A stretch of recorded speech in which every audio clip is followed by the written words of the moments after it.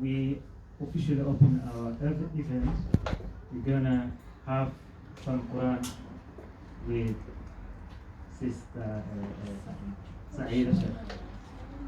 Traditionally we used to have from men, and now we have it from a sister. أعوذ بالله من الشيطان الرجيم. يا أيها الناس إنا خلقناكم من ذكر وأنثى وجعلناكم شعوبا وقبائل لتعارفوا إن أكرمكم عند الله أتقاكم إن الله عليم خبير. قالت الأعراب آمنا قل لم تؤمنوا ولكن قولوا أسلمنا ولما يدخل الإيمان في قلوبكم وإن تطيعوا الله ورسوله لا يلدكم من أعمالكم شيئا إن الله غفور رحيم. إنما المؤمنون الذين آمنوا بالله ورسوله ثم لم يرتابوا وجاهدوا بأموالهم وأنفسهم في سبيل الله أولئك هم الصادقون. قل أتعلمون الله بدينكم والله يعلم ما في السماوات وما في الأرض والله بكل شيء عليم. يمنون عليك أن أسلموا قل لا تمنوا علي إسلامكم بل الله يمن عليكم أن هداكم للإيمان إن كنتم صادقين. إن الله يعلم غيب السماوات والأرض والله بصير بما تعملون. صدق الله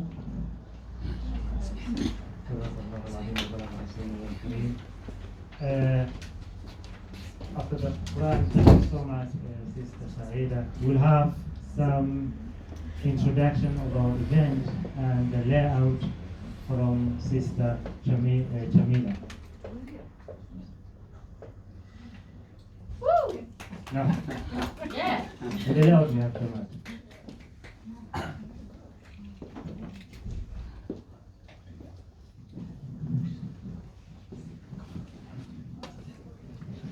My favorite thing is Sister Jamal does not like talking in public. So they have to put a microphone to her face to make her even more comfortable. Assalamu alaikum. That's true. I don't like. I always, like behind the scene. I don't like to be in front of people. What about the camera?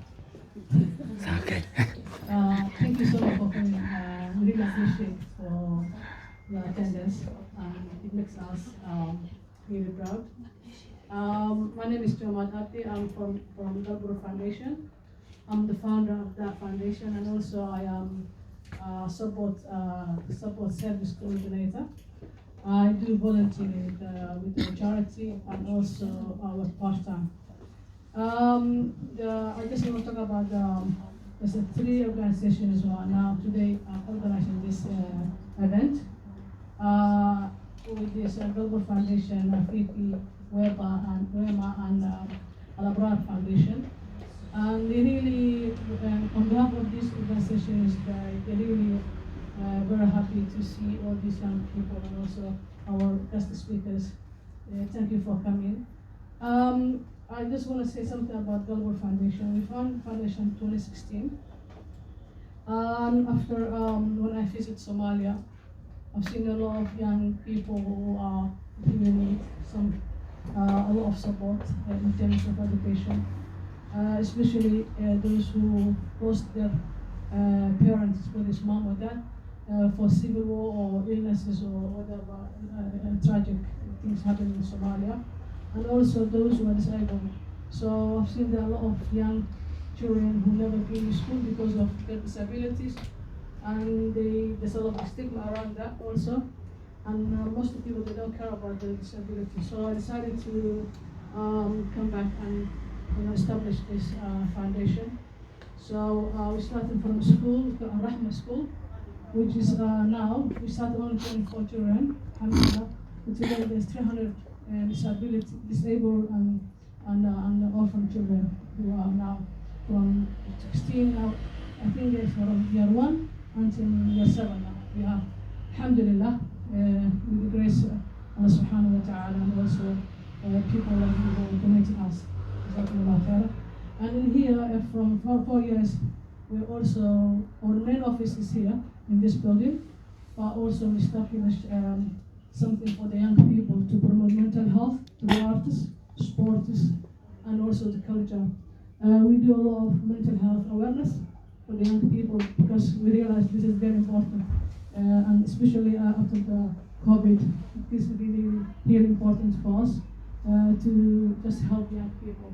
So even yesterday we finished 3 days poetry workshop where we bring dads and the children and boys and girls together to make a poem. The dads, they try to make poem in their own language, Somali, and the young people in their own language, in their English language. So it was really very interesting. And the reason was just to promote mental health, express their feelings about through arts and poetry. It's really fantastic. So these are the things that we do. Jazakumullah khairan. I would like to give Brother Omar to talk about Rafiki Wema or Efrah. Yeah. Jazakumullah khairan. Amazing. Thank you so much. I'm not going to talk about the campaign. Later on we'll hear a lot more about it. But in the interest of time, we're going to make a start. I know there's a stereotype about black people and Somalis in particular, but we are really late today. So, but alhamdulillah, we're really happy to have you all here. And it's for us, especially coming here, especially I'm from Hackney, to come visit this side of London and to be in a room full of so many faces that look like me staring back at me, it's an absolute honor. And to share the stage with these people, to have this conversation is really important for all of us. So thank you for taking the time to come and sit and be part of this conversation. And I think that's the most important key word, being part of the conversation. In a lot of times when people go to an event, you have people talking at you and you're just sitting there listening, but to be part of a conversation is something really important, especially something as special as celebrating Black History Month. I'll be sharing the entire conversations as we go through with my sister Zamzam here, who's going to introduce herself in a second. But before we do that, and before I bring in the Somali Councillor representative for Islington to talk to you, I wanted to kind of, and I know it's a bit of a low mood, but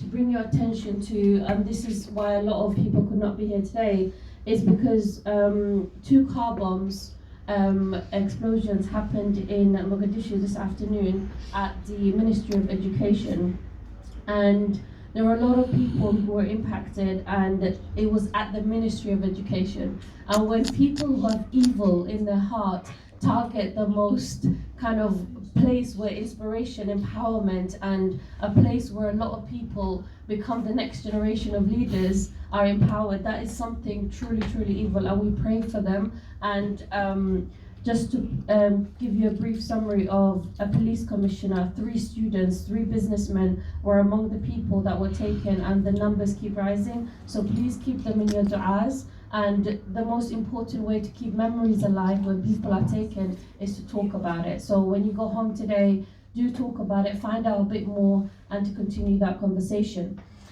But to kick us off and to start our conversation, I would like to bring forward the Somali Councillor for Islington, Brother Bashir Ibrahim. Now, a lot of people, when we talk about their bios and we talk about their careers and all the things that they've done, if I try to do that for Bashir, we're going to be here for several hours, because mashallah, from a very young age, he has accomplished a lot. And now he's an old man because he has reached the other side of his 20s. But, but you know, he's not a woman. So when a Somali woman reaches the other side of her 20s, it's a different story. But mashallah, we are very proud to have you. That's a whole conversation for another time, isn't it? But yeah, we're very happy to introduce you as to start off the conversation from Islington Council to City Hall to all over. Brother Bashir has his foot in a lot of places, and he's an inspiration to young people and to us, and he's feeling very uncomfortable right now, which is my favorite thing to do to make him uncomfortable. So please welcome everyone, and yeah, Bashir Ibrahim, everyone. Councillor Bashir Ibrahim. The reason Ifrah's in trouble is because I was with Ifrah yesterday and I specifically requested that she keep the introduction short and simple. Despite being a politician, I get very embarrassed when people, I like to praise other people, I don't like to be praised myself. So Ifrah, sounds very annoying. But no, just as we said, the Somali councillor in Islington, and I represent non-Somalis as well, and I thought I'd just put that on record. But I want to just put out there, like it's an honour and it's a privilege to be welcoming you all to the great borough of Islington, and as the sole Somali councillor, and a very proud Somali councillor in Islington, and one of the things is when we look, like we're talking today about Black excellence and Somali excellence, and I hope through my opening remarks you will see that, alhamdulillah, there is a lot of Black excellence and Somali excellence in Islington, and I stand before you as a clear example of that. And I was born in Islington, so I was born in Whittington Hospital, and I studied in Islington. I was raised in Islington. I went to primary school, secondary school, and college in Islington. I'm a school governor in Islington. I'm a proud Labour councillor in Islington. Basically, I am Islington, and Islington is me. And why I say that is because there are a lot of young people in the room, and a lot of young people that I meet, and day in, day out through my work on the council. And well, I remember growing up, and I just didn't see anyone like me in politics. Still, I don't think there's many of us. I know, and Ifrah and we'll go on to talk about the 28 Somali councillors that were elected in May 2022. But often, you know, we're talking about a lot of infancy. I think the first Somali council in the UK came in 2012, I believe, potentially.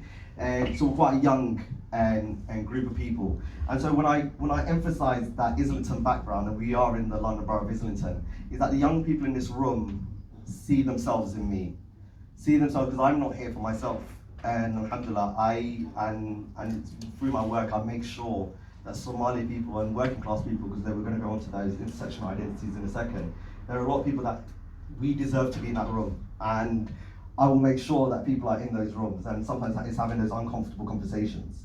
But beyond being a councillor, as Ifrah alluded to, I also work at City Hall. I'm an advisor to the Mayor of London, Sadiq Khan. I've also graduated with a degree and a master's in cancer biology, and there's loads of other stuff. And why do I tell you all of this? And wallahi is not to gloat or to brag, but to show you that life could have been, and statistically speaking, should have been, very different for me.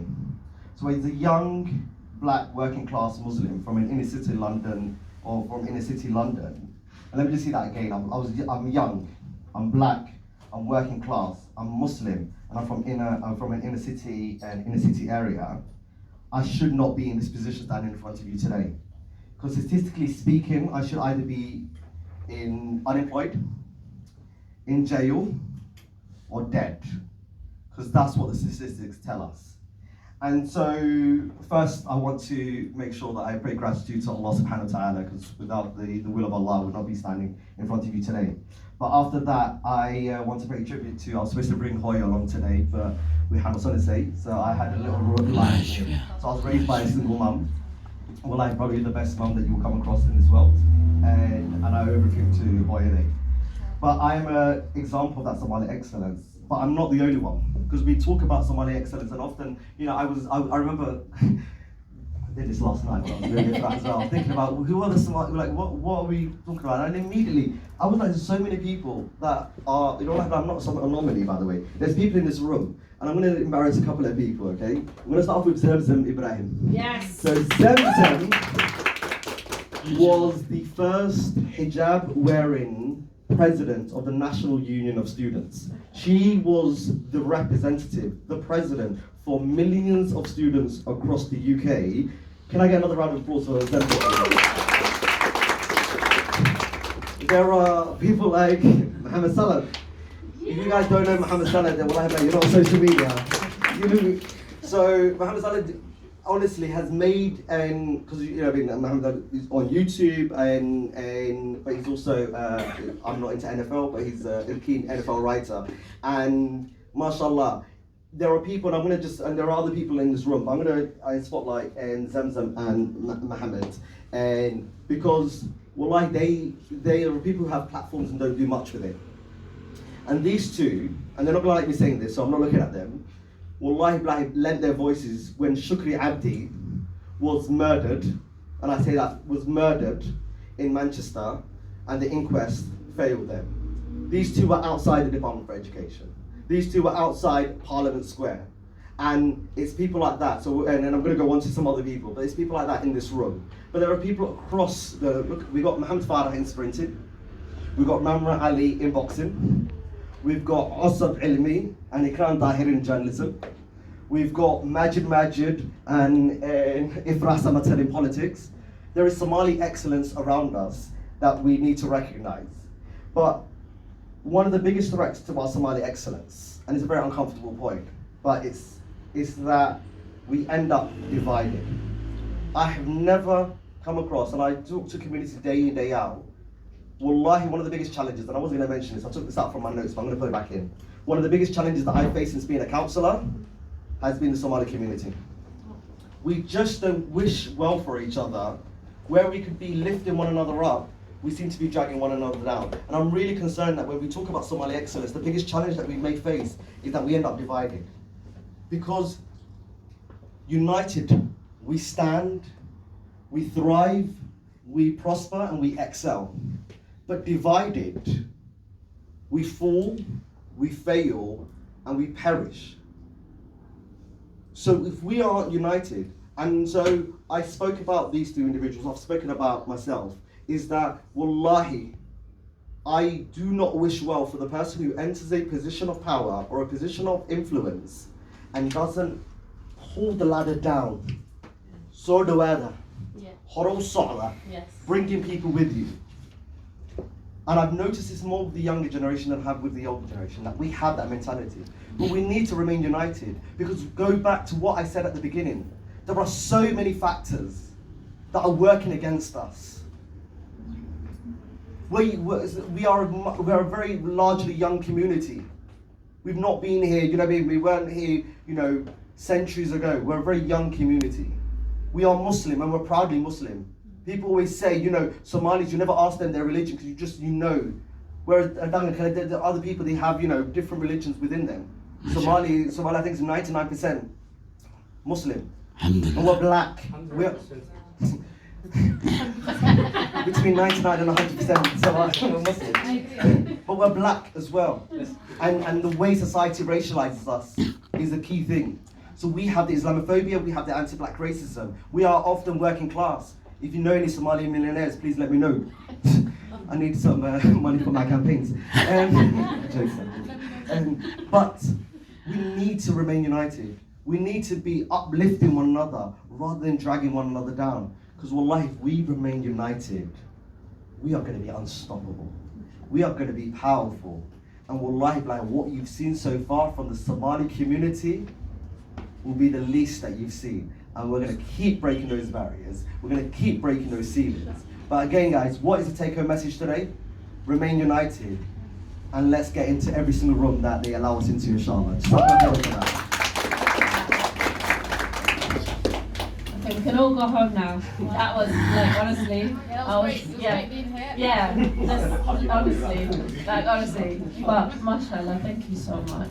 That was honestly, I couldn't imagine any other perfect way to start the conversation. But before we get to the questions and bring our panelists on, it's something for you, audience. You're going to have a quiz, and there is amazing prizes up for grabs. So we want you to be putting on your thinking hats, your competing hats, and you're ready to make sure you're winning, okay? Because Juwaria, where are you? this is another person who doesn't like to talk, and so it's a day to make people uncomfortable today, and we're here for it. Now, if Jawari is not here, we're going to try and see if we can do this ourselves. If we click on the next slide and see if the quiz is there. If it is there, we're going to go with it. If it's not there, we're going to make up a quiz on the spot. Yeah? Right? So we will... Thank you. Okay, so it's not there? Okay, the quiz is not there. I will make up a question on the spot. Okay, what is my name for 100 points? Okay, never mind. Exactly. But you know what? Actually, I'm so proud to be able to say my actual name on a screen. For so long, I had to put a H instead of the X because people are like, is it Afrax? Is it Airfrax? I'm like, no, pronounce it correctly. But yeah, so without the quiz, that saves us time to go straight into the conversation, and really good timing because now we're actually going to get started on the conversations. So before we do that, before we ask questions, I actually want to pass the mic over to our speakers for a second to say hello to you and to have your reflections on some of the things that Brother Bashir just told us, and just to introduce to the audience a little bit about you and how you're feeling today. I think there's a slide. There's also another slide, ladies and gentlemen. I think we should do introductions. We should do introductions of the speakers first, which we will do right now. Start by introducing yourself. Hi, I'm Ifra. So lovely to meet you. No, but honestly, you know when Bashir said he doesn't like talking about himself, I genuinely don't like talking about myself. It's odd for us to be in politics, but it's because what we do, we focus on issues that are impacting our communities. And when it comes to that, if you were to ask me to go up in front of 100 people and talk about where I'm from in Hackney, wallahi, I'll be talking for hours because I'll be like, I need to get this done, I need to get this done, I need to get... But when it comes to me, and for some reason, that's kind of like a maybe imposter syndrome or something else that I need to kind of look into, but I always go into a, Ifra, I write, I like reading, I occasionally bake. I baked a lot during lockdown, which was not a good idea for me, but it was still nice. And yeah, I'm a very, very proud Somali person, and my culture and my identity shapes who I am in everything that I do, and my faith as well. So later on, one thing that we're going to talk about that is that. And yeah, my sister, who are you? Talk better than me. I think the issues Yes. you are involved, Yes. they are the ones which talk for you. Okay, perfect. You know? Yes. So I'm Zamzam Ibrahim. I am not from London, so Boo. Boo. wow, I'm just gonna leave, guys. London is so welcoming. I'm from Manchester, more specifically Bolton. If you know the north. where that is? Yes. I'll do this up. So I'm from the north of the country, but I spend a lot of time and I've lived in London, but I don't know why that was relevant, but I feel like it's very relevant. It's to my very identity. relevant. Everything's I'm relevant. Mancunian. That's what Yeah. she means in terms of NCR, Manchester. Coronation All right. Street. Yes. But I am a climate activist. I worked a lot on the student movement. Essentially, I think it's good to say, and I didn't know where you were going with like when he was up there. I was like, oh no, where's he going with this? But honestly, I've had the pleasure of working with people like, you know, the ones on stage here, but also like Bash, on multiple different campaigns. And I think the one thing that I love about young people, specifically young Somalis that have like platforms, is that we're able to consistently contact each other, collaborate, support each other, give each other ideas, share contact. And both Bash and Salad, we've been able to collaborate, and Ikram actually, we're able to collaborate and support each other and uplift each other in so many different ways, and we'll get into that a little bit. But also my good sister here, I've been following her on social media for the longest time, as soon as she was elected, and she's been doing incredible work, you know, and it was so empowering and beautiful for me to see a fully hijabbed Muslim black woman in all her glory, you know, taking up space. Honestly, it was so beautiful inspiration. I think, mashallah, we continue to pray for you in those spaces because we know how horrible and toxic they can be. And we'll probably get into that. Yeah. But just out of curiosity, is there another slide? We should have gone through the slides. We should have gone through the slides, but you know, we totally went through the slides, guys. I think that's yeah. I mean, the rest are talking about individuals. Oh, There's the the quiz quiz. is there! Oh, wow. I guess we'll be doing the quiz at the end. That was a part of the plan, guys. No, but honestly, the prize is like, you wouldn't want to leave this room without the prize, I'm telling you. Yeah, we'll introduce the speakers and then we'll get started on the conversation. That's a beautiful lineup right there. Okay.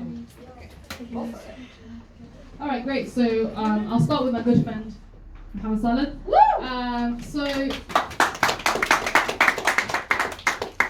So Salad is a sports journalist. So he writes all kinds of stuff. So he writes articles, but he also does a lot of what is it called? Voice coverage.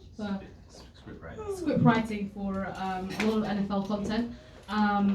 And he's also been a very active voice within the Somali community for many, many years. He is an individual that consistently reaches out and supports any young Somali that is doing anything. He offers his platform consistently to people, and he's always been an advocate for effective change and supporting the Muslim community, and has been a very good and supportive friend, often like sometimes my biggest fan whenever I've been on platform. So a massive round of applause to Salad. Also, Salad also graduated. So even though he's a content creator and a journalist, he graduated with chemistry, with double masters in pharmaceutical science and mental health studies, and is qualified mental health practitioner on top of all that. MashaAllah, incredible. Amazing. So before we move on to each person at a time, I would love to start off with you, Salad, and to ask, first of all, you recently qualified with mental health training, because I remember when you started the training on Twitter, we were all like, yay.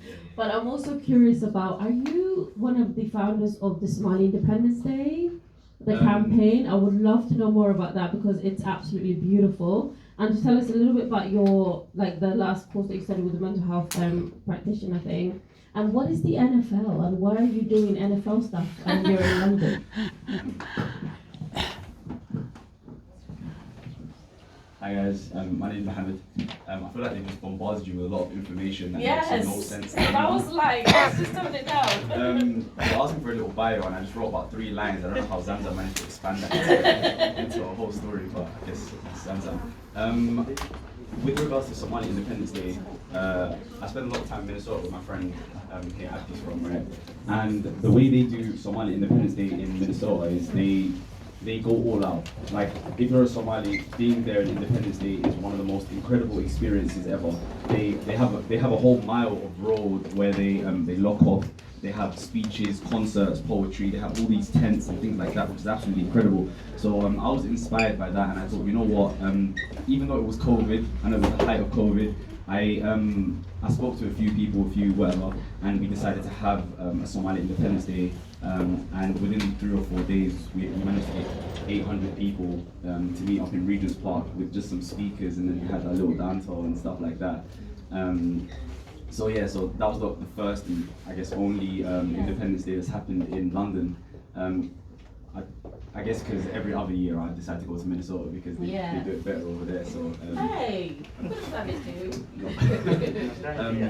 But yeah, so I've been studying mental health for 18 months. I've qualified recently as a qualified mental health practitioner.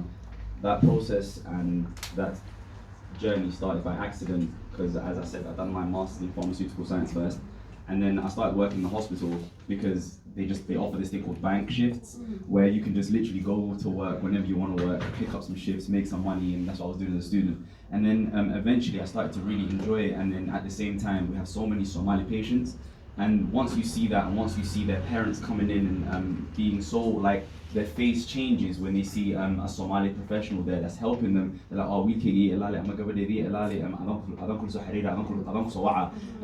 makes it's really, really heartwarming. And then I decided to have that career change. It's better than mixing chemicals in a lab. So that's why I decided to take that journey on and become a professional in that aspect. The whole NFL thing is just yes.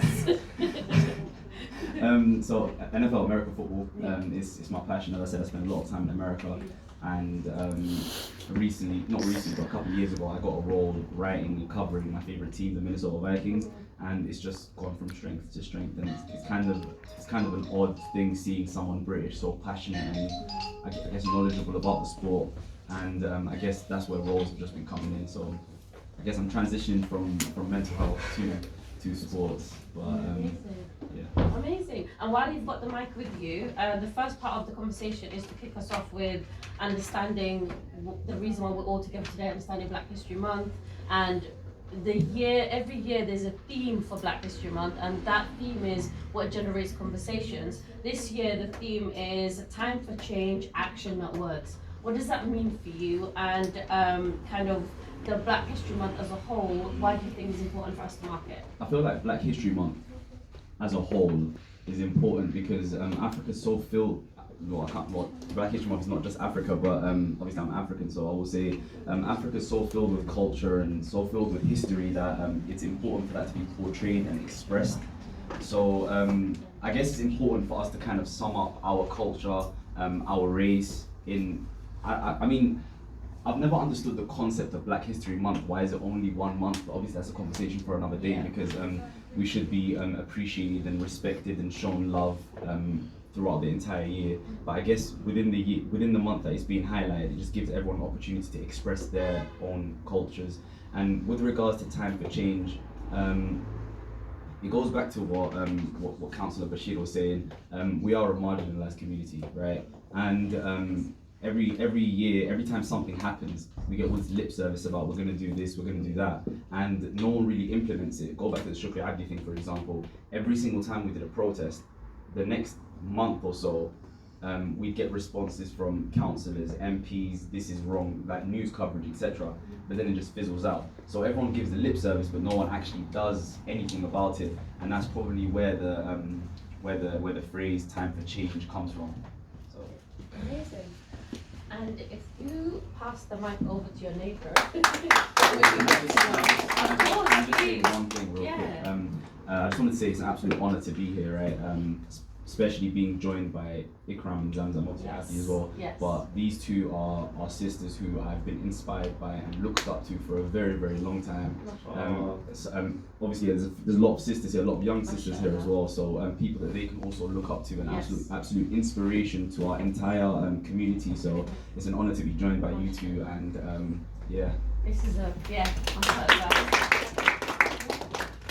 Hello, I'm Ikram, and I'm a journalist at BuzzFeed. We were just gonna big you up, but you just like, what's up? I don't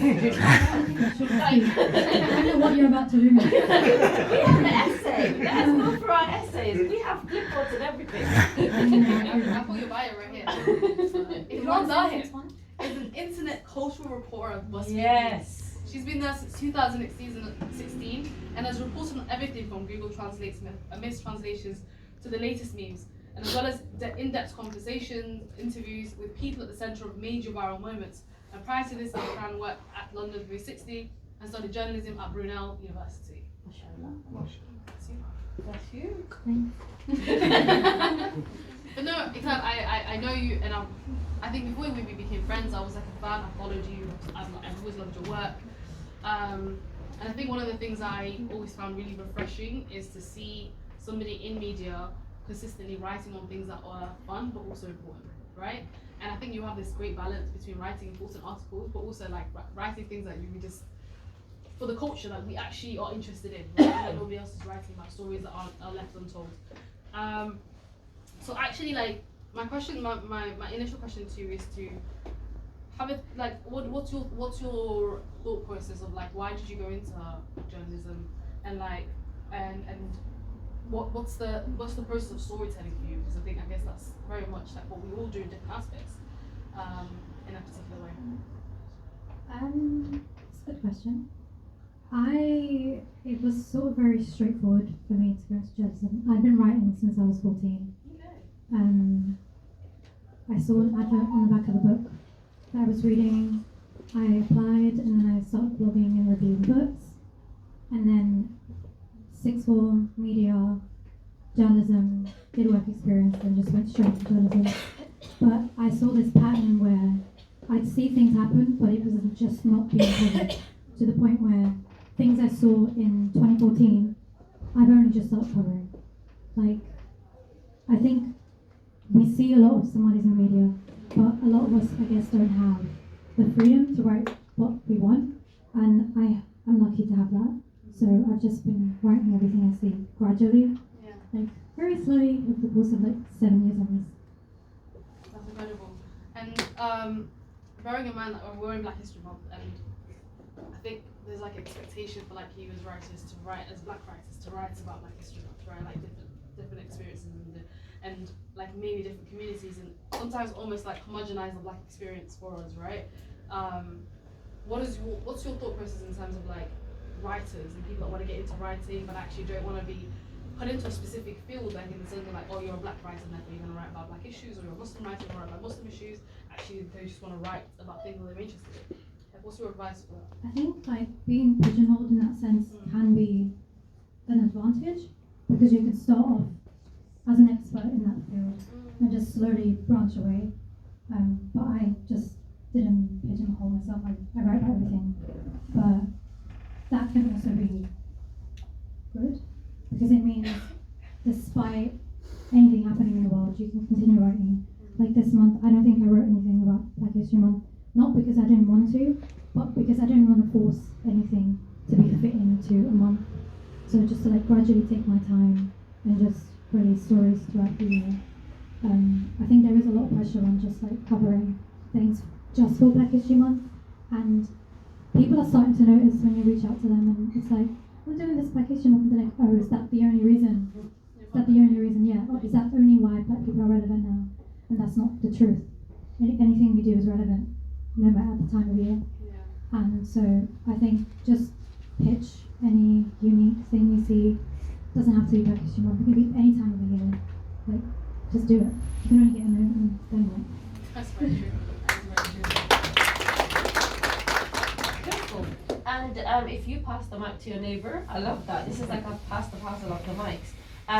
Welcome, Abdi. Really nice to meet you. Oh, thanks You're for very having me. lucky because, like, with essays of everybody, we're going to be a bit nicer now. Okay. But give you the mic to actually, because Minnesota's been getting shout out. So there's a lot that I want to know about, the Somali culture there, and like your time here in the UK as well. But also, he's an entrepreneur. Just to give a brief summary of you, and you founded several businesses, which I'm really curious to know about. And yeah, it's an honor to have you with us today. So please give a brief summary of your experience and say hello to London, Islington. Hey, London. Yeah, thanks for having me, by the way. I know my accent's a little different, so don't kill me, guys. But yeah, London's been great so far, just meeting new people. First of all, I want to say thank you to my guy Mohammed here. He's the one that's been connecting me with a lot of people here, so showing me love, so I appreciate that. But I'm from Minnesota, Minneapolis, Minnesota, a very Somali diverse area, and there's a lot of dope stuff in that city. If you haven't been, I would recommend going at least one time in your life. It's a dope city. But yeah, my name's Abdi, and I founded Tablo. It's a tech company. We focus on dining experience. So let's say you're going to a restaurant and you order your food ahead of time, and your food will become ready as soon as you get there. So been working on that last couple of years, and the reason why I got into tech is technology is the only thing that can scale, right? So let's say 1 million people can use it, or one person can use it, it still has the same effect. So yeah, that's a short background on me and stuff. Amazing. And when we talk about, because everybody's question is always going to start with kicking us off with your thoughts on Black History Month, but I want to know about how things are in the States as opposed to, because you in the States celebrate it on like the March in February, right? So just tell us a little bit about, did you do something this February, or was there something happening around you? And as a whole, what does Black History Month mean to you? Yeah, there's in America they celebrate it very long as the whole month of February. But the dope thing about Black History Month is it really shows all the different type of people and what they're doing and all the great stuff they're doing. But one thing I really like about it is it focuses and highlights great stuff, right? It doesn't just focus on negativity. It doesn't just focus on the bad stuff. So I think it's a dope month, and London is so different. When I seen it was during now, I was like, why isn't it in January? February. I thought everywhere is like the same, but yeah, I guess things That's are an American different. mentality. You don't Yeah, think things stay. for sure. But what it means to me is like really just highlighting great people, highlighting great speakers, and appreciate you guys for doing this event. Amazing. And so, what have you seen in London so far? I'm just like a curious. I haven't seen anything yet. I've been trying to travel, trying to see different. I've been to Central. I've seen the London Eye. I've seen like the malls. But I'm trying to do tourist stuff. But I haven't got to take me. Exactly. Suggestions coming through, everybody, as we go through.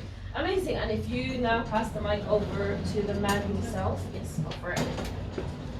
So actually hosting us as well, but let me just introduce to you Omar Mohammed, who holds a Masters in Global Politics from the University of London, with over 15 years of experience in global community activism. He's a humanitarian worker and research, and his areas of research interest has been global governance systems, state and peace building, and international aid. Welcome, Brother Omar. Thank you so much. Thank you. So I guess the first question is similar to what we've asked most of the speakers in terms of what is your thoughts about Black History Month and the importance of Black History Month, and also tell us, you know, I think in your lens in terms of as a global activist and campaigner. Thank you so much, Santima. Thank you all. By the way, before I introduce myself, I'm one of the organizing organizations, so I want to thank you all for coming and for your time. For me, you know, some people were saying they were born here in London, others in America, but I'm from Somalia. That's where I was born. That's where I was born. That's where I was raised, and that's where I actually got my education. I've been here in the UK for now a couple of years. I should have to say like 3-4 years, so I still consider myself new. Actually, the first time I got the interest in global issues and global governance was, I'm from an economics background, so even though I did a master's in global politics, but also I have done another master's in economics. So when I've done my studies from Uganda, another small country in the eastern part of Africa, I went back to Somalia. That was about 10 years ago. What I've seen is that, I mean, Somalia, which is one of the poorest countries in the entire globe, is having a lot of problems. And what actually attracted me, and I've seen very unique, was the presence of the entire globe within Somalia, in form of organizations, call it aid organizations, United Nations agencies, peacekeeping mission in Somalia, diplomats and other foreign missions. So I've seen like, what's their role here then? You know, you see the United Nations, the biggest multilateral organization we have the entire globe, and you know they are spending about more than $2 billion in the country. And I was like, you know, kept asking myself, what's their role then? I mean, people are dying for just a cup of water every single day. There are a lot of young, actually kids and children who are dying any single minute of our life for just a very simple and treatable kind of sickness. So then I joined humanitarian work in Somalia. I was with the United Nations for about 3 years, actually 4 years, and then I moved here to London. So to me, I mean, you know, Black History Month, it means a lot to me.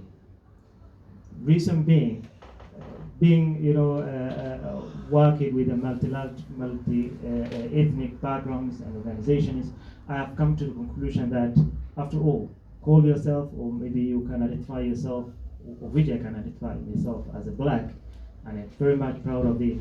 But still, you know, there is a sense of global stuff that we need to be very much concerned about, in terms of, you know, inequalities, I mean, growing inequalities when it comes to income, when it comes to opportunities, when it comes to growth and development. And again, it's not only black. It's not only black that have really these problems and experiencing these problems. There are a lot of other communities that have the same problem, and actually some have even worse. So, to make it very short, I always say like we need to be very much concerned when it comes to global issues. So I may say the rest in response to your questions, but that's all about myself. I'm from Somalia, grown up, studied, so I call myself the product of Somalia. From Islington, I'm Mian from Islington. Yeah. No, but and also, as Brother Omar said, he's one of the organizations that's part of this day that we're here together. But one thing he didn't say was he was one of the heart of organizing today to bring us all here. And even late into the night, he was working through making sure things were done and making sure that we are structured and be here today. So a massive thank you, brother. None of this, honestly, there's a lot that you played in making this happen. And there's a lot of people behind the scenes, they won't say who they are, who put today together. So every single one of you, Jazakallah, may Allah bless you. Now, the next question that I wanted to ask the panel, and then we'll do that again, the mic sharing, because this is lovely, I like it. Good exercise by our hands. We kind of want to talk, because there's a lot of young people in the room, and when we talk about, inspirations and making sure they go through a paths of careers, whatever they may be.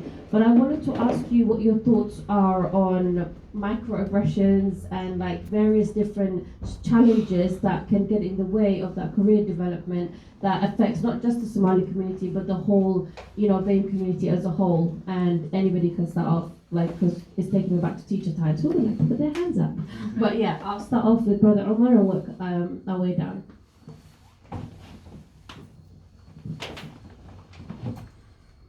Thank you so much, Ifrah.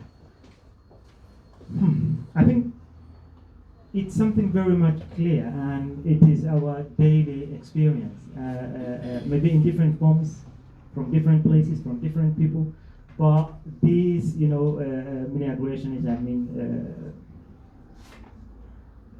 hate against the black and Muslims, I think it become part of us, it become part of our living experience. And wherever you go, I remember I was in the university here in London, and when I was studying global politics, whenever we have the discussion about global governance, global systems, international organizations, global order, and you realize that your country, and perhaps the entire Africa, is not part of the discussion. It's not part of the discussion. And it's not Africa alone. The global south is not really part of the discussion when it comes to these global issues.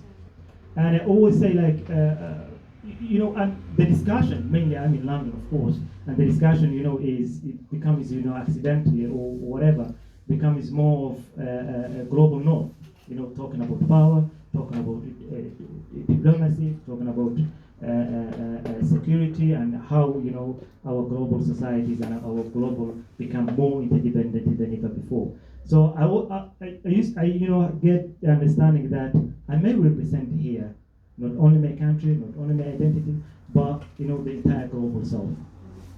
And when you bring that discussion, it's like again it bounces back and it tells you okay, but these countries are not economically and politically significant when it comes to shaping our global governance, our global order, and so that's at global stage. Of course, when it comes to personal life, I'm 100% sure it is something we all experience, something we actually see it every single day of our life. And when you are in a higher education or working class, or maybe in politics, you guys you should be aware more of that than us. You are really in near to a fire where you can hit feel the heat before others. So saying something bad of your background, of your politics, or whatever you talk about, or political opinion, or whatever you have it, then your background always matters, then your opinion, then your suggestions than your political position. So it is, yeah, it's active, and I think it's something we're all living with. Before you pass the mic on, because the theme of time for change, action, not words. So based on your amazing experience and like things that we've kind of hope to have in the future of changes that we want to see, what advice would you give to people who are in politics or community activists who are like, okay, well, something needs to be done. So what should we do then, do you think? And that's a big question to ask you, but in terms of tackling the microaggressions and challenging those uncomfortable moments. To me, actually, what's very important for me is for all of us to be engaged. To be active rather than passive, talk about issues, and not only talking about and being part of the community, but actively, being a member of your community, not necessarily your race or your identity, but wherever you are. In that way, that's why my career as a global relations comes in and say, like, okay, there are certain things, not even certain, there are a lot of things that you cannot solve by yourselves, at personal level. Security, you can protect yourself to a certain level, but you cannot, create a safety or security for yourselves. After all, it depends on your neighbors, your locality, and many other aspects. And at country level, there are a lot of things that you cannot make for your country. So that comes again, as a global civil society, need to be engaged so that we can at least, advocate and try to be part of the global systems. Think of insecurity. Security is an area that's highly, become highly interconnected, globally. Something that's taking place in Somalia is affecting our performance here today. Something taking place in Nigeria or maybe in Venezuela is affecting us here. So at personal level, of course, I always say, like, let's be part of the discussion. Let's be part of the community. Let's be part of the processes that we aim to address these things. So being active and a member of the community, active member of the community, is the only response. MashaAllah, thank you so much. And Brother Mohammed, kind of same question to you, your thoughts on microaggressions, your experiences of it, and if you could kind of briefly just summarize it to the young audience who might not fully understand, and how do you think it impacts that pathways for career development for young people across the BAME community? I'm going to start with something that you mentioned earlier, which was a discussion that I was having recently on a podcast. Okay. Imposter syndrome, which is microaggressions makes that even worse. But for those that don't know, imposter syndrome is when you enter a room or a meeting or you're with people, but for some reason you feel like you don't belong in that room or in that meeting, right? Even though you might be more than qualified, even more qualified than people in that room, because of your background or because usually there's not even a reason for it. You just feel less confident, or you feel a little bit more insecure simply because. And I feel like one of the ways to tackle that, in my opinion, is kind of just being content in yourself. Microaggressions obviously don't help with that. You know what I'm trying to say? You'll go to a meeting and you'll say something, someone might laugh at you, that's a microaggression. Someone might make a sarcastic comment, that's a microaggression. And you're already struggling with this thing of, I don't think I should be here, I don't think I should belong. That makes it so much worse. And some advice I'd have to the younger people is, no matter what you do in this world, right, you could start a charity somewhere in Somalia. Someone would say, why did you start a charity there? Why did you start it over there? So when you make a decision, stick with it 100%, right? And regardless of who has microaggressions, who has negative comments, who, especially, I mean, everyone's on social media nowadays, right? Whatever you post, like, someone's gonna have something negative to say about it. And the only advice I can have to anybody is try your best to ignore that and just be confident in what you are bringing to the table, essentially. Amazing. Thank you so much. And if you pass the mic. Same kind of questions to you, my love. So when it comes to microaggressions, and you're in the world of writing about certain things, because media is a very dark place. By the way, welcome to hosting community events. People come in last minute and we're like, oh, there's someone important in the room. They need to be in this conversation. How dare you come in so quietly?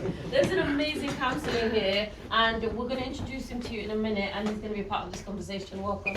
Really good to see you. But we're just carrying on, like in the world of writing and everything else. How does microaggression, like in your environment, and what would you advise from that perspective? Microaggressions in media are just 100% of the time. Yeah. In a really sad way, I've just learned to live with it. If it's a work-related issue, I just make a mental note and just bring it up to someone in more power. Or if it's someone I can actually have a conversation with, I'm like, hey, you shouldn't have said that about that race or that religion.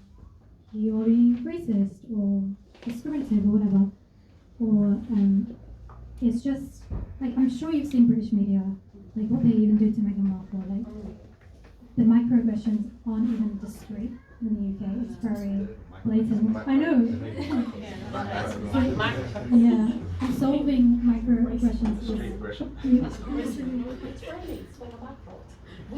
Straight to your face. But yeah, solving microaggressions.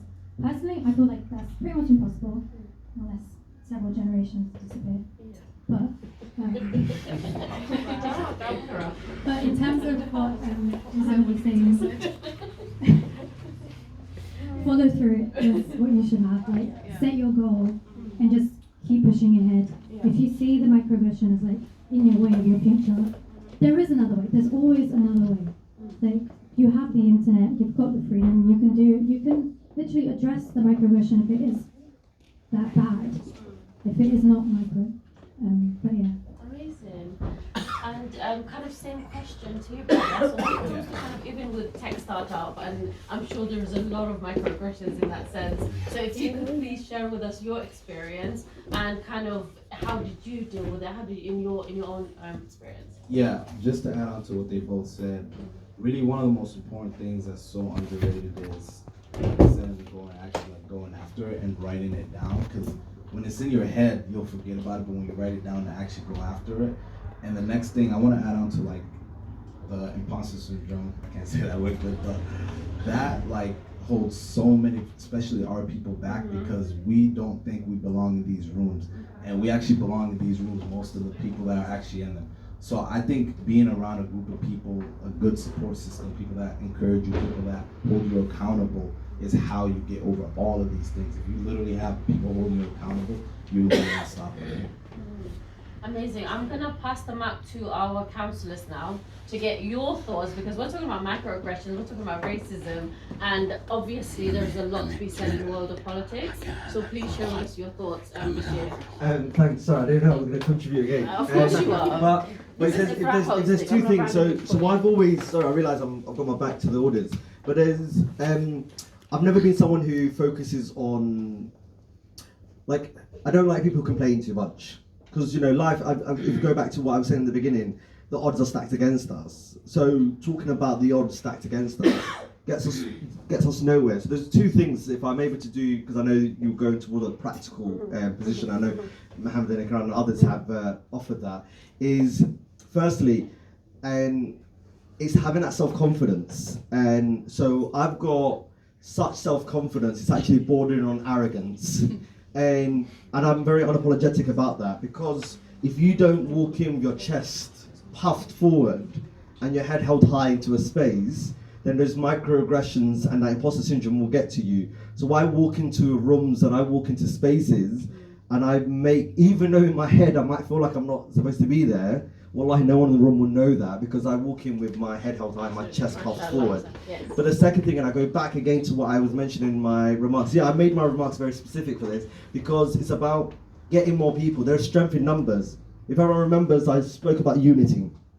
If you've got more people that look like you in a room, I don't know if you understand the joy that we get by being amongst Somali councillors, or the joy that we have in this room. But if we were in a room that was predominantly white, would we be able to have these frank conversations? So what I mean is, that's why, so whether you're in tech or whether you're in the workplace or whether you're in politics, and I know in Councillor Ibrahim Ali and Ifrah and us, we're doing a lot of work in trying to get more, and even Zamzam getting more Somalis involved in the stuff that we do, because there is strength in our numbers, you know what I mean? And so that's what I would say, is always making sure that you're bringing people in, you're creating, you're amplifying, you're multiplying your spaces, because in the end, I'm not going to advocate for the eradication of generations. It's just not, as a politician, it's just not a position. It's not my position. It's not the Labour Party position, unfortunately. But what I will say is, just we need to have more of ourselves in that room, and it will, by nature, will outnumber those who may have bigoted views, who may want to have those microaggressions. So again, no eradication of cultures, just multiplication of ourselves and having more of us in that room, inshallah. Okay? Thank you. So you can't see many politicians in the room. Yeah. We're not politicians. Exactly. Yeah. You're just like, this is how it is. It's like, oh my god. I'm really sorry. I did not plan to speak. I know. I saw you face. I just wanted to support the event. I know. But welcome, thank you. Ibrahim Ali. Yes, I was gonna say hello to everyone. Haringey in the house. Yeah, so my name's Ibrahim Ali. I'm a councillor in Haringey for Bruce Castle.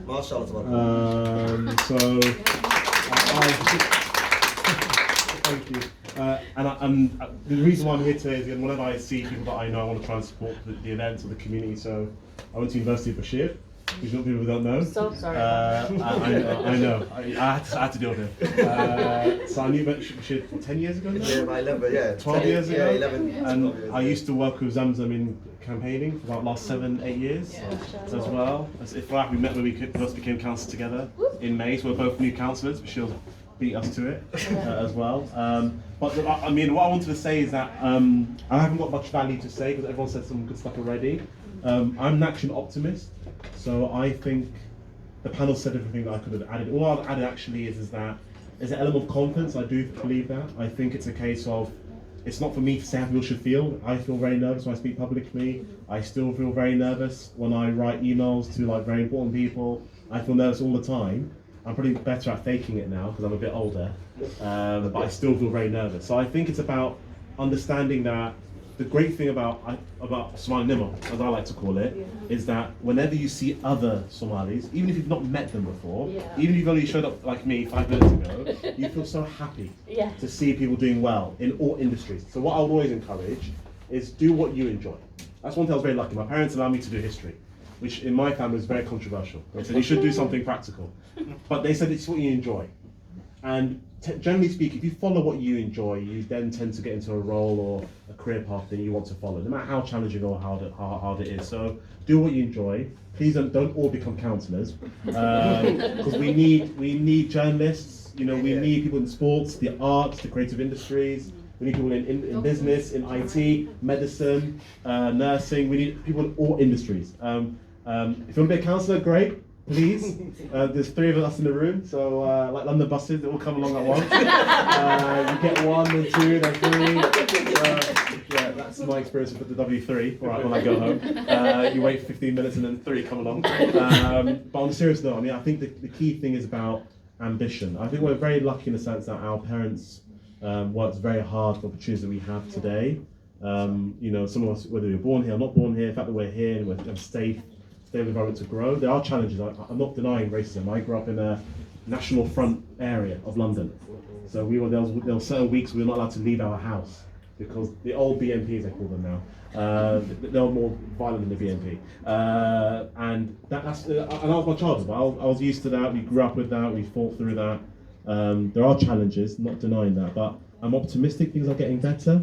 But just love each other, support each other, work together. If you see someone else doing well, raise them up, support them, praise them, and share knowledge. One of the things that I'll end with, one of the things that people that I met at university at work, especially people who went to a private school, is that the way they help each other network, it's as if they are from the same family. It's really scary. And we're not very good at doing that. So one of the things I would say is if you have a skill or a background, if you have a contact, if you have a job opportunity or work experience, one of the things that I do in my last job before I left, I used to work for a media organisation, but in the operations side, so not the journalism side. And I always used to push for internships and work experiences for anyone interested in the media, just to give them an insight. Even if they don't go ahead and do that career, they've had that chance to go in, have a look, have a nose around, try a few hours on the desk, speak to the social media team, speak to the video team, see how that works, or the languages team. But give opportunities. If you have an opportunity or a key to a door, open it for people. And that's how we raise each other up. So I'm really sorry. No, that was beautiful. Thank you. Thank you very much. I know Ibrahim didn't do much of an introduction of himself, but I've had the pleasure of working with him for many years, and still happen to be working with him. And he is an individual that's always willing to give up time, energy, for something for the greater good. And I think that's kind of something that's kind of resonated with a lot of people on here actually, where we recognise that actually we all have a duty as Muslims, right? To change and fight any form of injustice and whichever way it manifests. And I think what's been a huge sentiment to the people, individuals that I've worked with, regardless of what field and what kind of things we've been involved in, is that we've all understood the duty that we hold as Muslims, who have been given platforms, who've been given skills, who've been given resources to be able to be where we are, and recognizing not only like who we represent, but what we need to be able to do, right, and who we can bring along and open doors for. And I think that's really the importance of actually using our platforms, and the fact that actually what makes me really happy actually is the fact that like this event was put together, but actually a lot of us already know each other, right? And that shows you that actually a lot of us that are already working in different fields are connecting, we're collaborating, we're supporting each other where we can, and subhanAllah, there's so much more that we could do, right? There's so much more that we could collaborate on. But often I feel like we need to do better in connecting, we need to do better in bringing new people in and training new people. But actually one of the things that I wanted to address, because we spoke about, a lot of you spoke about like different experiences, and actually for me, honestly, if I'm honest with you, I think when you mentioned some of the like systemic issues that we find in institutions, I wouldn't call those microaggressions, right? I think microaggressions are somebody going to me like, do you really have to wear that hijab? Just casually, right? Or being like, or wanting to touch your hair, right? Or asking, is Africa like where you're from? And they could do it in the most casual, like the friendliest way. And sometimes it might just be ill-intentioned, like not ill-intentioned, sorry, like we just might be just their sheer ignorance, right?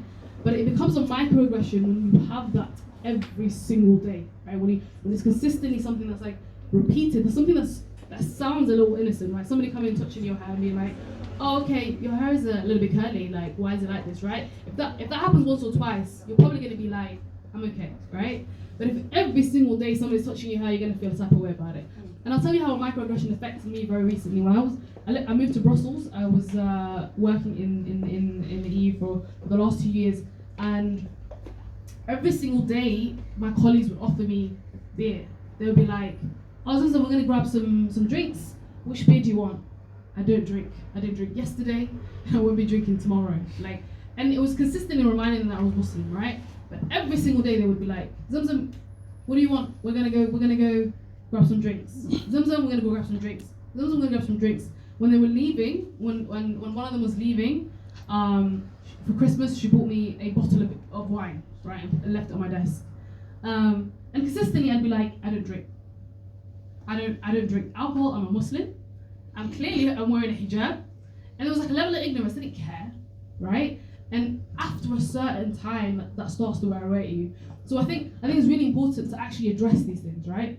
And I think for me, what I decided to do with it is actually report, right, and call them out. And if you don't understand why this is disrespectful, and you're going to take veganism more seriously than my actual religion, we got a beef, right? And you did something about it. And I do think actually microaggressions come from a place of ignorance and sometimes just straight racism. And you do need to like address them and do something about them, right? You can't just like allow them to pass, because if that happened to me, then 100% the next Muslim that walks through their door is going to have the exact same experience. 100%. Not even a doubt in my mind. So I do think microaggressions, even though sometimes they feel little and they don't feel like, significant enough to make changes about them, it's really important. We play a huge duty in doing something about them, right? And I literally introduced a policy of no drinking. Every single non-Muslim in that organization hates me. But I introduced no drinking in office spaces because I was like, first of all, it's disrespectful to, if you guys are saying it's disrespectful to have beef when there's like a bunch of vegetarians and vegans in this space, then you can agree that you won't have any alcohol in this space because it's a professional working environment, right? And I think that's what I did, right? That's the microaggression that affected me as a Muslim woman that wore away at me. I made the change to that, and I do think it is important to address them, even though sometimes they feel very small and quite insignificant. Amazing. And that's how most things start small, and if they're not handled straight away, it then leads to something quite serious. So yes, 100%. I really want to put Sister Jamaat on a seat because some of the questions we're going to talk about later on is about youth engagement and so many things, but she's not going to let me do this. But I'm going to try, if you all join me and give her a really cute smile and just ask her to please join us to talk about that at some point, that would be really amazing.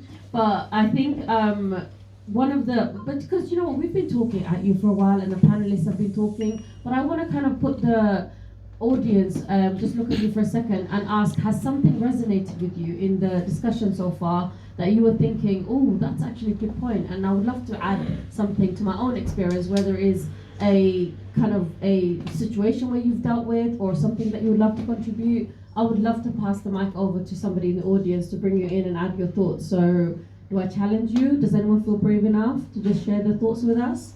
I will nominate someone. Oh, go for it, yes. Ooh. I did try to give you the choice yourself, so now it has to happen.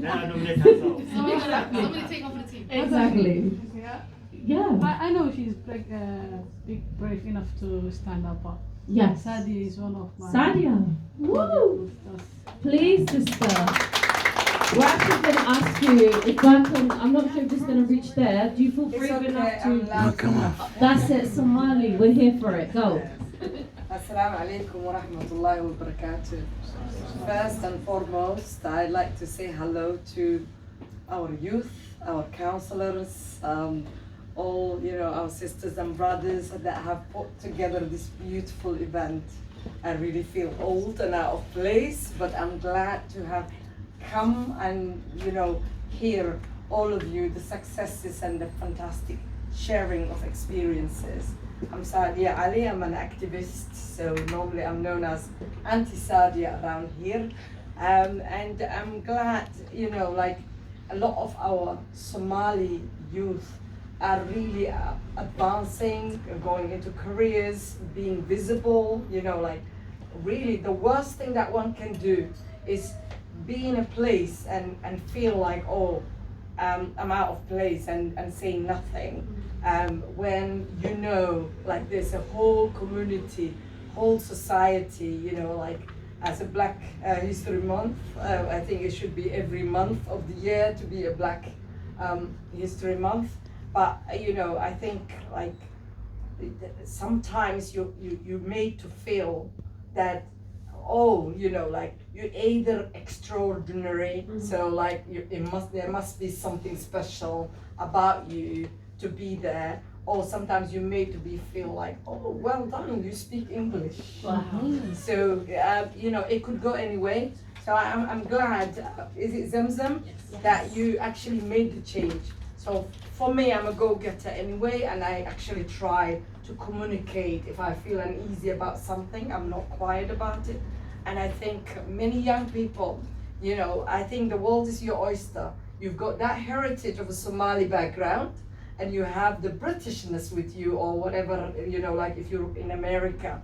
So wherever we are, we don't need to be insignificant. We need to be, the backbone of the society. So thank you so much, and well done to all of you, and good luck to the young people. I hope that they can see now that, the path is made clear. So all they have to do is follow it up. Thank you. My sister, can I just say, you kind of showed us an example of that imposter syndrome that we were talking about at the start, because you started off by saying, and feel out of place. because you looked at everybody else and then you started to talk and you were incredible. Don't ever say you're out of place when you walk into a room. You are amazing, and it was an honor to meet you and to hear what you do in the community as well. And so thank you so much for sharing with us. Good pick, well done. Okay, and so now the mic is going to be over to you because you're going to be uncomfortable, because the question before I move on to the next one is, we're going to focus on youth and leadership. And the exact question that I wanted to ask is, when we talk about youth empowerment, and everybody just says that so casually, but we as a community and the work that you are already doing, amazing. What are we doing to raise the aspirations of young people? What's working right now, and what more can we do? Good question. In terms of empowering young people, I think we're doing fantastic work. I think that as everybody says, Sati and everyone, we did a lot of, from my generation, the generation of me, and also generation I'm in my 50s, so I think that I'm old. I'm not old. So I think what we can do is awareness is very important.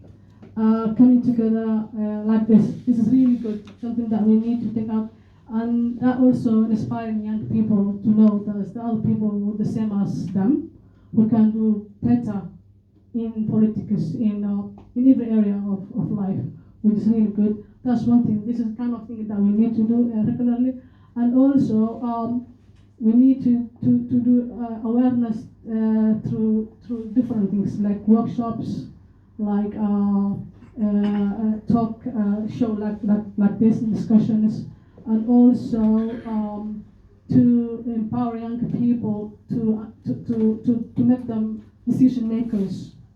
That's one thing. That's what we need. For example, when we're doing our activities, we ask them what kind of activities they want, and I believe like our community, our organization is led by young people, and I can see the benefit. So we want them to lead us and to tell us, because they know what the problem is in the schools, in outside the street, and everything. So that's one thing that I would like to emphasize. Listen to young people, what they say about their problems, and then whatever they think that we have to focus on that. And our brother Bashir is here, and he can hear me. There's a lot of young people who come in this center for youth club, and we listen, and we have a small halqa when they finish their activities. So we talk about mental health, which is really, mashallah. I'm not calling Salat, I'm calling Salat. Thank you. That's the name, that's his real name. It's not Salat. Thank you. It's not something that you eat with the food. So, yeah, so I think, yeah. So what we do is we listen to young people about their experiences. They come here, and then in the halaqa we talk about their feelings, how they feel about. Because as we told you, we focus on mental health in our charity. So what we do is we ask about what they feel, how they feel about it, and then we do something for them. For example, referring to the mental health services, or maybe we have a young Somali. You see today, mashallah, Zach. He's from. I would like him to speak about his, because he's from the council and he's employment from the youth employment team. He does a lot of things for the young people. He come here regularly, see the young people here, but because many our young people, they may be with mental health or at risk with mental health, they're a little bit shy, they have a lot of problems. So overall, I think if you do like very active into the community, young people, speak to them. The other thing that I add is we need to bridge the gap between older generation and younger generation. That's big step forward. That's what we need, because I can see a lot of parents that not have a positive relationship with their children, not because they have, mashallah. Somali parents are, I think, one of the best parents in the world. That's what I can say. Especially mothers. Yeah, mashallah. But the thing is, there's a gap because of cultural gap or things. So we need to bridge that gap, and that's what we did last 3 days. With dads, It's really very hard, to be honest, because that is, as you know, there's a living cost problem, so they work hard. They go Uber, they do a lot of things. At the same time, mashallah, we have some dads who family. These are the things that we need to bridge these gaps and to, you know, to help young people to overcome the barriers. Salam alaikum. And just to get a bit deep on Sheikh Ifrah for a second, one of the humility, amazing things about our Prophet Muhammad sallallahu alaihi wasallam is like when it comes to the work that he does or the things that he does, he's always been quiet and simple and to the point. And when people like you, sister, don't have to be out there in public constantly shouting and getting things across, but you do it so well behind the scenes and you don't get the thanks that you deserve, but the work itself is your thanks and is your legacy. And thank you from all of us for what you do for the community. Honestly, thank you so much.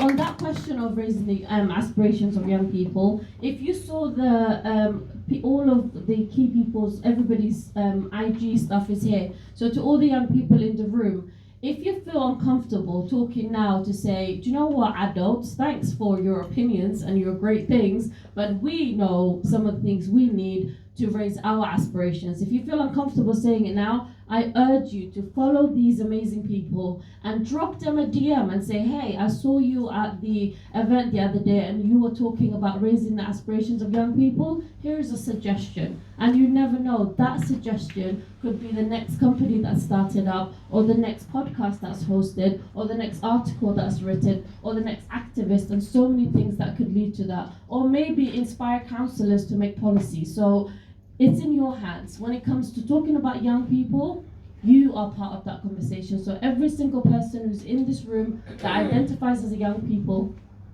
even you, so everyone, make sure you get in there and you put your opinions across. So the next question is kind of talking about bringing it into the conversation of the global conversations that we talk about on key issues that impact all of us. One of the massive issues that's impacting everyone at the moment, the cost of living crisis, as Sister mentioned, but also when we look at climate justice. And when we understand, and every single person here, if I were to ask you, you'd probably say the same thing. When we look at the conversation around climate change, when we look at whether it's the dangers of it or what's happening at the moment, the conversation is pretty much whitewashed at the moment. And I don't see a lot of people who look like me talking about this until this incredible woman was part of that conversation, and so many others are challenging that conversation. So I'm gonna bring you in a second, but I wanna get the panelists' thoughts first. When we talk about climate change, what is your understanding of what's happening at the moment, and kind of where do you think we're going wrong in terms of how we're talking about the climate change conversations? And if you feel uncomfortable, you can pass the mic on to the other person. It's completely fine, because we've got the expert here who will talk to us in a second. I'm just going to say I get all my information from Zamzam. There you go. I have nothing to add to this conversation. Yeah. Everything I'm going to say is copied and pasted from her Instagram and her Sorted. Twitter. So That's it. it's all Zamzam with this one. You know, just to make one point, from my understanding, global or climate issue is becoming actually a threat to everyone. And, ironically, it is one of the least spoken issues. Even though, as we're speaking today, there were floods and mudslides where in Philippines, it killed about 50 people. Last week there was in Nigeria. And then the other week before it was in Pakistan. There are droughts everywhere. I mean, when it comes to climate, it's becoming, more pressing issue. But the level of coordination and collaboration between nations, and as I've already said earlier, it is one of the issues that we have to, regardless of the country or how advanced the economy or maybe the country is. These are the issues that countries and societies cannot solve by themselves. So there is a great deal there's a great demand for a sort of holistic, global level response. And from my perspective, I don't see that. The biggest economy we have in the globe, about 20% of the global wealth is America. Yeah. And you know, the leader of their country about 2-3 years ago actually just walked out from the Paris Accord, which was a milestone when it comes to global warming or climate change and that kind of stuff. So if these big and significant countries of the world can take these decisions easily, I mean, where are the rest of the countries? Where are the poor countries that are suffering more when it comes to the consequences of climate? I mean, these are the areas that we really need to be so much concerned as a global society. Amazing. And thank you so much. Yeah. I was trying to save you. No. I was just gonna add one thing because he touched up on it. Yeah. I was going to say the reason that some of these countries and some of us, I mean, taking accountability, the reason we don't take climate change seriously is because we don't think it's going to affect us. Mm-hmm. And we see it affecting Pakistan, we see it affecting the Philippines, and we think, it's not going to be us. I mean, it doesn't affect us like that. And you get complacent, you know what I'm trying to say? So unless you have that level of sympathy and that level of understanding of things that happen in other places, you won't take it seriously. I mean, America should take climate change seriously because all the hurricanes and things that they deal with on a very, very regular basis. But I mean, someone that lives in England we make jokes of it. Oh, we've had a longer summer this year. Yeah. Like, oh my God, we're touching 40 degrees. Oh, it's raining in May. Oh, global warming. It's like a little joke, but we don't see the real impact of it. And I think until people begin and learn to understand that climate change is a real thing, it won't be taken seriously. And I think that's why it's such a I won't say taboo. It's not a taboo, but it's such a it's something that's not really spoken about. Like, so the only time Somalis speak about it is when we're suffering from a drought back in Somalia. But that's also climate change. That's also to do with the situation that's taking place. But yeah. Definitely. I asked them this very question 2 months ago, so I'm going to try not to copy you. We're going to be like, read that BuzzFeed article.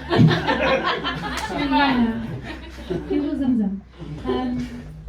But I am kind of agreeing with them, but also it kind of is on us heavily because we see the droughts happen in Somalia every single year. We see like the insects and I think it's kind of on us now. We have like social media and video footage of things that are happening in real time to like start sharing stuff from back home to the UK, to Europe, to America, because at the end of the day, it is going to affect us literally in our current, like it's 20 degrees right now. It's already affecting us. Like that might seem like, yeah, it's kind of hot, don't have to wear gloves, but we are already like running out of like cotton in shops. Like things are going to start affecting us day to day, things we eat, let alone like the way we live. But Abdi, I just want to say America's been getting mentioned twice now. So first of all, come back, you know. So That's a big part of the way we live in the West, though. honestly, yeah. I mean, you survived Trump because he was the one that Watch walked this out. out, by the way. Oh, I think he survived, yeah. And Send so someone back home. exactly. So when it comes to understanding climate change from that side of the pond, is the conversation happening, and have you seen any positive actions or things going around? I think the conversation's still not big enough over there, just Yeah. because life is so fast over there. Everybody's focused on their current life, and Right. we're not worried about these things because we think, oh, it's 50 years away. Oh, it's 30 years away. Like, it could be around the corner.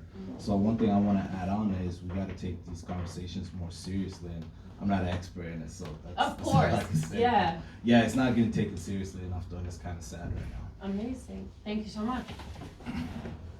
This microphone needs an applause of its own. So, Zamzam, before you drop us with some knowledge, I want you to simplify it. My 14-year-old brother's in the room, and if I were to tell him climate change or climate crisis, he would be like, huh? So if you could like start from the very basic and then work our way down to understand where we are with understanding climate change and why is it important in a room like this. Some people will be thinking, we're talking about racism or Black History Month, why is climate change here? But why is it important for us to talk about it in every conversation? So how much time we got? I mean, and I say that as a half joke but half serious, because actually we do a lot of work on teaching people around climate justice and climate leadership, and these are usually like 4 or 5 hour sessions, right? So it takes a lot to kind of understand what's happening, what's being done, and honestly, anyone that is interested, like, contact me. I will put you in touch with the people that I think might be relevant to you, or work with you or support you in any way. But I think one of the things I want to address is, because when we talk about climate change, and honestly, very similar to probably many people in this room, when I first got involved in activism in any form, I was an anti-racist organizer, and I was focused on racism, right? And when I conflate racism with Islamophobia as well, because at the time we didn't really use the term Islamophobia, did we? And so I was organizing around things that affected me, because, like, you know, I was having my hijab ripped off, I was being called the N-word, I was experiencing racism in real time, right? And because I was experiencing it in real time, that's what was more important to me. And environmental campaigns and all of that didn't seem that relevant, because the reality is they were talking about the polar bears, they were talking about planting trees. I mean, I care. Like, why am I planting trees for who? I'm getting called the N-word, right? That's the reality of, like, what I was like. Why would I be campaigning against sustainability? Why would I get involved in that sector? And I got into a position I think when I became the vice president of science citizenship, where I had to oversee the entire sustainability department. Like, and therefore they would, like, and I remember the first meeting we had, I was like, I had to kind of like give them kind of creative leadership on the kind of things they're going to be working on. And I honestly didn't care for the entire department. But it was a part of my remit. And I remember I had a conversation with a good friend of ours, Ilyas Lagdi.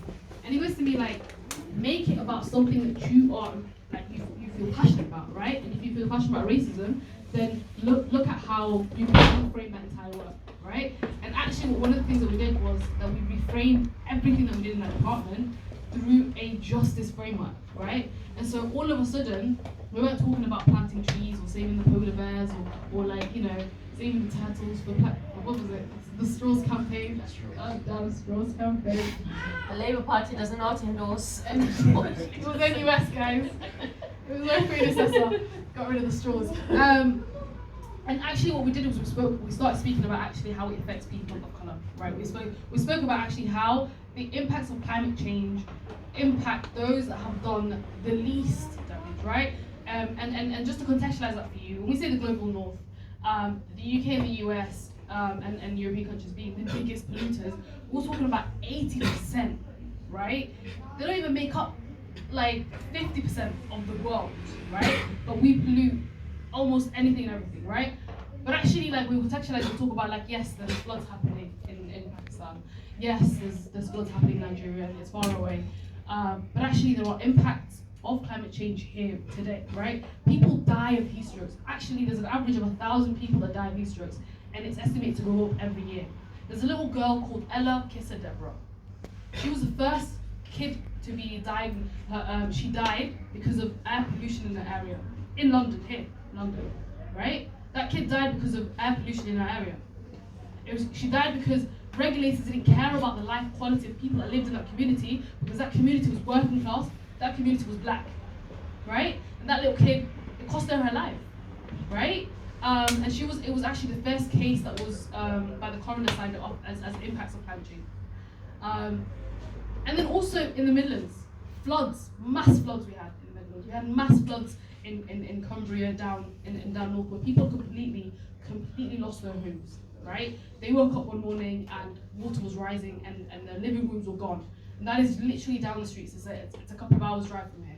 So the reality is, the impacts of climate change is affecting us. But you know what's affecting the most in this country? It's not affecting the rich middle class people. It's affecting the working class people. It's affecting the people of colour, right? And it's understanding that, like, racism is completely embedded into the policies that these countries are willing to pass, right? And we as people of colour, but also as Muslims, right, as actual custodians of justice, right, we have a role to play in bringing that to the forefront, right? And we have a role to play in changing those policies and making an impact in a way in which, and I'll pivot it into something very specific that some of you might actually, so all of you are familiar with Black Lives Matter, right? Black Lives Matter in the UK was actually one of the first actions they did, right? Was to stop the expansion of London City Airport, right? That's the first thing they ever did. And that in itself, and you're probably wondering, like, what's that to do with racism, right? How does that impact racism? London City Airport is literally built on an estate that is, I think, 80% people of colour. Its higher communities working class. In fact, I think there was a terrifying statistic that the average person in that borough that lives in that area that was going to be affected by the airport itself, their average salary, and this is London, was £23,000. And the average salary of somebody that uses London City Airport, which is the airport probably most of us haven't used ever, right? Because it's mostly a private airport. The average salary is £150,000, right? And I know in the US, contextually, like, price difference, it's a lot of money. To us, it's a lot of money, not to you. So I think it's important to understand that, like, actually, those people's lives. As soon as that airport was built, their life expectancy went down by 10 years, right? And this is people that, like, grew up in that area, and therefore the expansion would cost that. Do you think that would ever happen? An airport would be built in a middle class white area? Do you think that will ever happen? Absolutely not. And that's understanding that our lives are seen as extendable. You know what I mean? We're seen as replaceable, and that in itself is inherently racist. And I think that's why, to me, climate change and the impacts of climate change is racist, right? And it's a racist issue, right? It's very rude. Sorry, we won't have a duty to do something about it, right? And I think, to me, clearly I haven't done enough about making it a UK issue, because Salah seems to think that I'm joking. But I do think we do play a role in, like, educating each other and learning from each other and how it affects us and what we can do about it. And yeah, I mean, I hope that was useful. There's a lot of things. I kind of do this for a living, like, in terms of talking, so I could talk for hours about this. But it's something I feel very passionate about, something that enrages me. But I do think it's important for me to highlight to you guys that the first time I actually realized this is something that enrages me and angers me is when the drought, I think it was in 2013 in Somalia, broke out in 2011. And I come from my dad's side are all farmers, right? So I come from a line of farmers, and it was knowing and understanding that overnight, right, a family that was wealthy, right, they supported the entire community, were, like, the crops, like, I think 80% of the land was completely unusable, and therefore fell into, like, a situation where they needed to depend on others, right? And those systemic imbalances are what big institutions like the UN utilize, right? They know,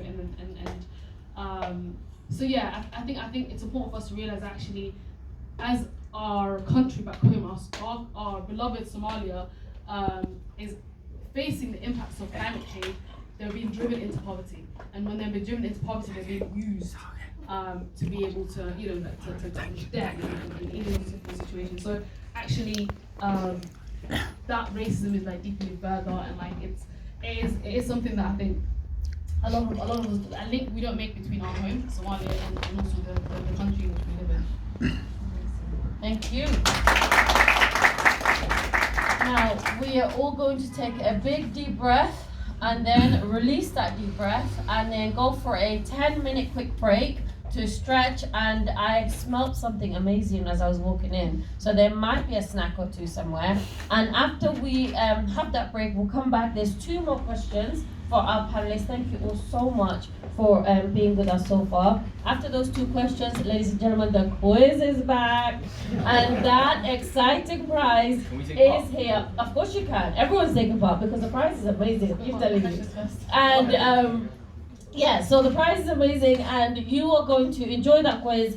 So don't go away. You've got to have your snack and come right back. And thank you for joining us for the first part. Assalamu alaikum, everyone.